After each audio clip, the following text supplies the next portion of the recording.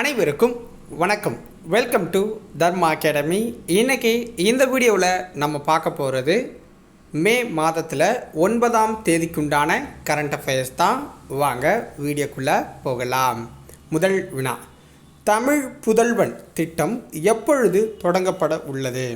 தமிழ்நாட்டில் தமிழ் புதல்வன் அப்படிங்கிற திட்டம் எப்போ தொடங்க போகிறாங்க? ஆன்சர் பாருங்கள்.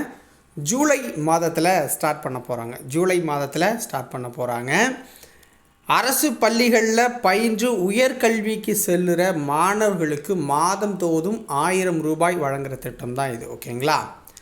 இதுக்கு முன்னாடி தமிழகத்தில் பள்ளி கல்லூரி மாணவர்களின் திறன்களை மேம்படுத்தி வேலைவாய்ப்புகளை ஏற்படுத்தி தருவதற்காக நான் முதல்வன் திட்டம் அமல்படுத்தப்பட்டுச்சு, நமக்கு தெரியும்.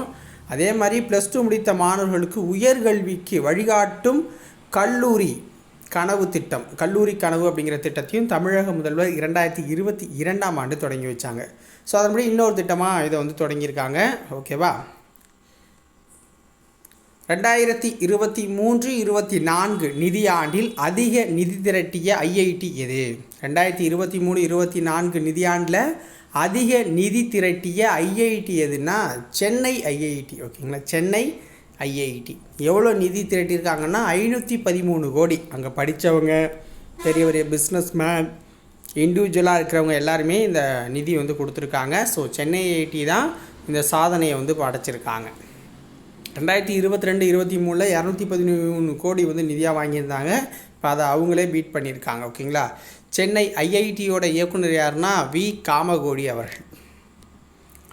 ரவீந்திரநாத் தாக்கூரின் பிறந்த தினம் எப்பொழுது அனுசரிக்கப்படுது?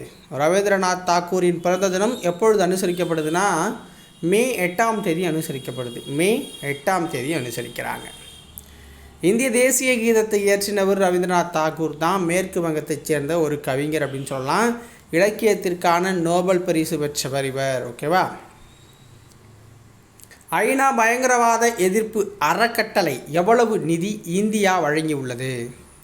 ஐநா பயங்கரவாத எதிர்ப்பு அறக்கட்டளைக்கு இந்தியா எவ்வளவு நிதி கொடுத்துருக்காங்க அப்படின்னா $5 லட்சம் கொடுத்துருக்காங்க. 4.17 கோடி அப்படின்னு சொல்கிறாங்க. ஓகேங்களா? ஒரு 4.5 கோடி அப்படின்னு வச்சுக்கோங்க. $5 லட்சம் கொடுத்துருக்காங்க.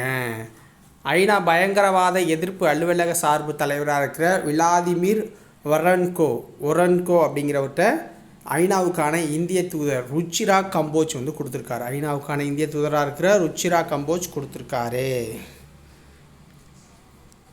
வெளிநாடுகளில் வாழும் இந்தியர்கள் இந்தியாவிற்கு எவ்வளவு தொகையை 2022ஆம் ஆண்டு அனுப்பியிருக்காங்க? அதாவது வெளிநாட்டில் வேலை பார்க்குறவங்க, அங்கேயே செட்டில் ஆனவங்க நம்ம நாட்டுக்கு பணம் அனுப்புவாங்க. ஏன்னா அவங்களோட சொந்தக்காரங்க நம்ம இங்கே தான் இருக்கோம். இப்போ வேலை செய்கிறவங்க ஃபேமிலிக்கு அனுப்புவாங்க, அங்கே தங்கியிருக்கவங்க இங்கே இருக்கிற ஒரு சிலருக்காக அனுப்பிட்டுருப்பாங்கல்ல. ஸோ அப்படி வெளிநாடுகள்லேருந்து தங்களோட தாயகத்துக்கு பணம் அனுப்புகிற பட்டியலில் இந்தியா ஃபஸ்ட்டு இருக்குது. ஓகேங்களா? 9.28 லட்சம் கோடி, கிட்டத்தட்ட $110 பில்லியன் அப்படின்னு சொல்கிறாங்க. ஓகேங்களா? அவ்வளோ தொகை தாயகத்துக்கு நமக்கு வந்துக்கிட்டு இருக்குது. அந்த பட்டியலில் முதல் இடத்துல இந்தியா இருக்குது.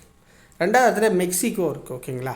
5.10 லட்சம் கோடி தாயகத்துக்கு அனுப்புகிறாங்க பல்வேறு நாடுகளில் வேலை செஞ்சு. 3ஆம் இடம் சீனா 4.25 லட்சம் கோடி. ஓகேங்களா?